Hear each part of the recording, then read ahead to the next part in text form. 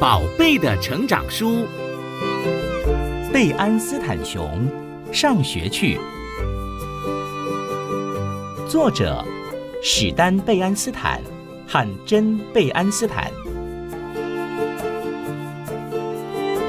当夏天结束，天气转凉，大部分的小熊都准备好要上学去。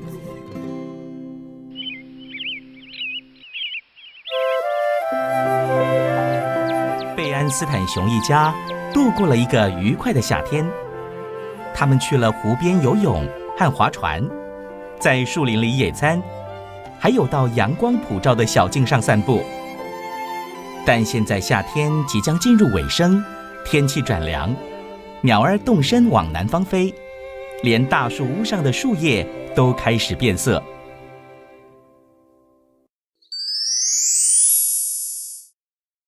有一天晚餐时，熊哥哥说：我开始觉得暑假没什么意思，我想回学校上课了。听起来不错，熊爸爸说，因为学校就快要开学了。当熊妹妹听到学校2个字时，耳朵竖了起来。熊妈妈注意到妹妹的反应，说到这个，她说，熊妹妹和我明天要去见她的新老师呢。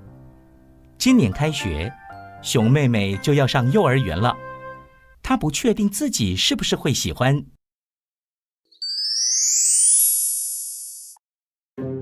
她喜欢待在家里，跟爸爸妈妈、书和玩具，和她所有的朋友在一起。妈妈，学校是怎么样的地方呢？上床前，熊妹妹问道。明天你就知道了，妈妈说。然后她亲亲熊妹妹，帮她盖上棉被。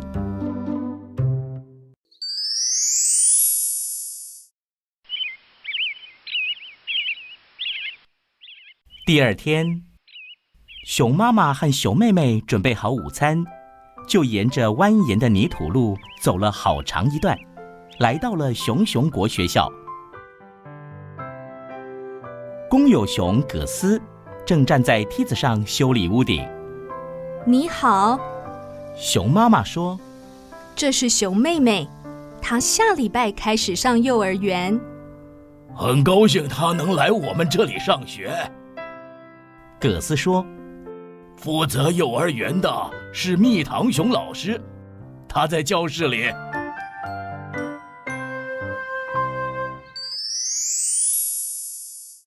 Hello， 蜜糖熊老师的声音愉快又响亮。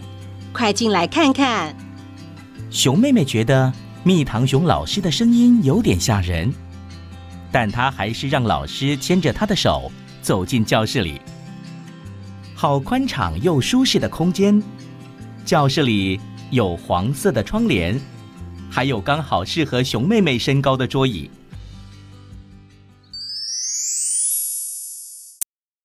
上幼儿园会做哪些事情呢？当他们坐下来一起吃午餐时，熊妹妹问：我们会讲故事、唱歌、学习英文、画画、玩游戏、玩粘土、盖积木，会做很多事情呢。蜜糖熊老师说，这些全都是熊妹妹喜欢做的事情，而且她从来没有见过这么大罐的颜料，也没看过这么漂亮的积木，还有好大一桶的粘土。熊妹妹和熊妈妈回家的时候，心里想着，也许上学会蛮好玩的。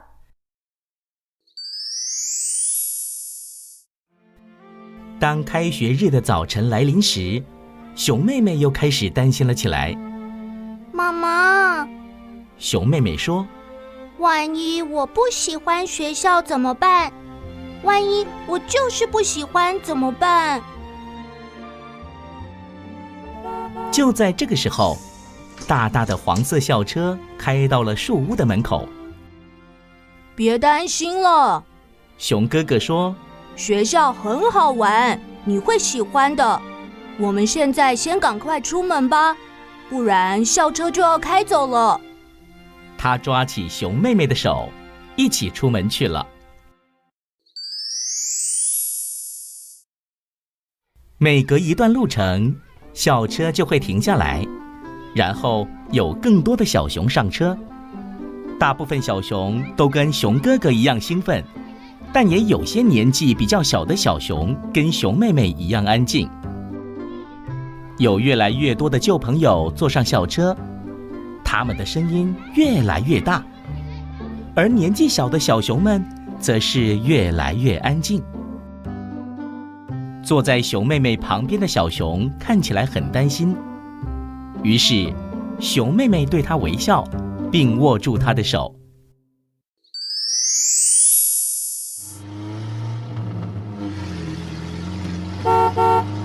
终于，校车抵达学校。熊熊国学校看起来很棒。公有熊葛斯修好了屋顶，并且把边框重新油漆过，草坪也除完草。蜜糖熊老师的幼儿园教室看起来好漂亮，一切都准备好了。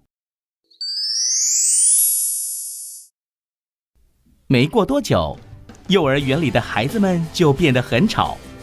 有2只小熊抢着要玩同一台卸货车，2只小熊都想看同一本书，还有一堆小熊抢着要先玩积木，真是一团混乱。突然，一个愉快又响亮的声音喊着：“听故事时间到喽！”是蜜糖熊老师要大家到图书角落区，这才让大家安静了下来。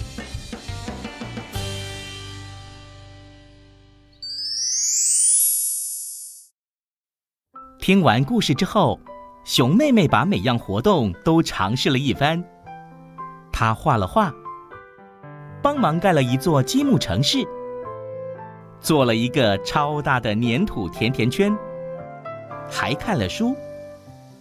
吃点心时，她把自己的面包和蜂蜜吃光光。睡午觉时，也有乖乖睡着。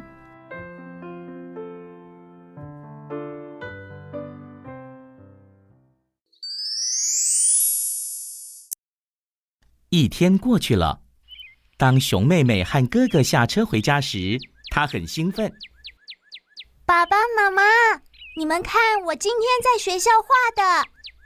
她边说边举起她的画作。过了几天，天气又变暖和了，有时秋天刚来的时候会这样。早餐时，熊哥哥有点坐立难安。我真希望还在放暑假。他说：“这样今天就不用去上学了。”哦，快来，哥哥！熊妹妹说：“学校很好玩的，我们赶快出门吧，不然校车就要开走了。”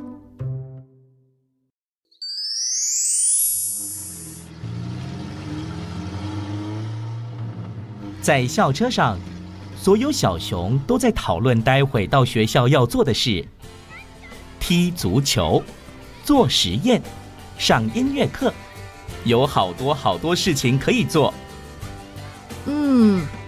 熊哥哥心想，熊妹妹说的没错，学校真的很好玩。于是，大大的黄色校车继续开往熊熊国学校，带大家上学去。